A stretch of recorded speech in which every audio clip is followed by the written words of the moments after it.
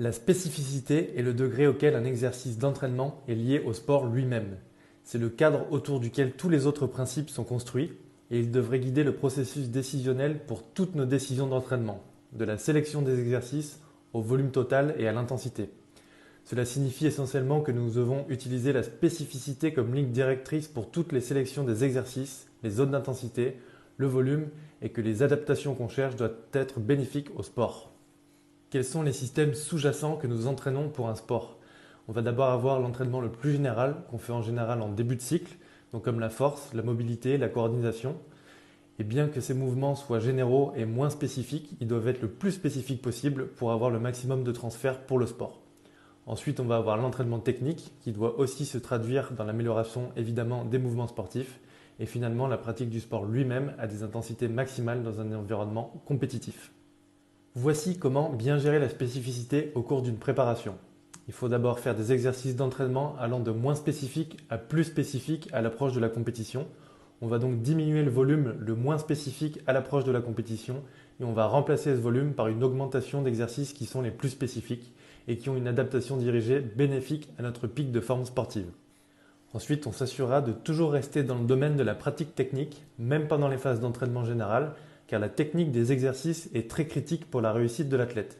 Plus le niveau d'expérience de l'athlète est bas, plus il a besoin de temps pour améliorer sa technique et au plus les exercices spécifiques sont élevés, car cela leur sera bénéfique dans le processus d'apprentissage du sport. Ensuite, la spécificité ne se limite pas à l'exercice, mais il est également affecté par la charge. Les exercices qui sont très similaires au sport réel effectués à des intensités trop légères et une fréquence très élevée ne sera pas très spécifique parce que l'intensité réelle n'imite pas la compétition.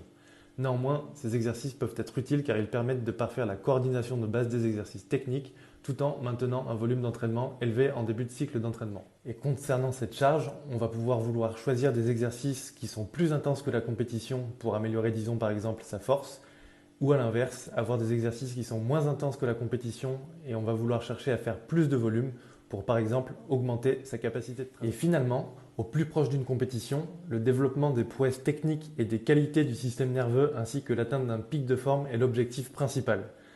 Cela ne peut être fait qu'avec des exercices de compétition et des variations extrêmement proches de ces exercices. Les charges et l'intensité doivent imiter ce que nous aurons en compétition, donc essentiellement des intensités maximales et quasi maximales. Il est essentiel que l'intensité imite celle que nous aurons en compétition. Quelles sont les erreurs à éviter? Alors tout d'abord, une application abusive de la spécificité signifiant un manque de variété. Faire simplement l'exercice de compétition à une intensité maximale à l'exclusion de toutes les autres modalités d'entraînement est une erreur.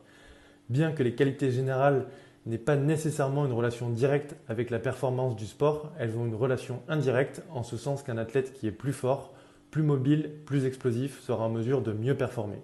Et finalement, la sous-application de la spécificité est également une erreur dans la mesure où un entraînement trop éloigné des exercices de compétition pendant trop longtemps ou avec un volume d'entraînement trop élevé ne produira pas d'adaptation dirigée. Cela n'améliorera pas les résultats de la forme sportive. Il en va de même avec des intensités d'entraînement. Un entraînement avec une intensité trop faible pendant trop longtemps empêchera l'athlète de faire des adaptations dirigées pour envoyer du lourd en compétition. Appliquez ce principe de spécificité avec The Perf Club qui vous permet de créer n'importe quel type d'exercice, que ce soit des exercices de musculation, de sprint, de mobilité ou encore d'exercices un peu plus spécifiques comme la pratique de votre sport. En fonction de vos objectifs et de l'objectif de vos phases d'entraînement, sachez si vous passez le plus de temps à vous entraîner en force, en puissance, en explosivité, en mobilité ou encore en endurance. Sachez également dans quelle zone d'intensité vous travaillez le plus. Est-ce que vous faites un bloc à haut volume à des intensités plus modérées ou un bloc à volume plus faible avec des intensités plus maximales proches de la compétition? Et ayez une estimation du type d'exercice que vous faites. Est-ce que vous travaillez plutôt en force, en puissance, en résistance ou en endurance selon la spécificité de votre sport et de votre bloc. Entraînez-vous mieux sur theperfclub.com.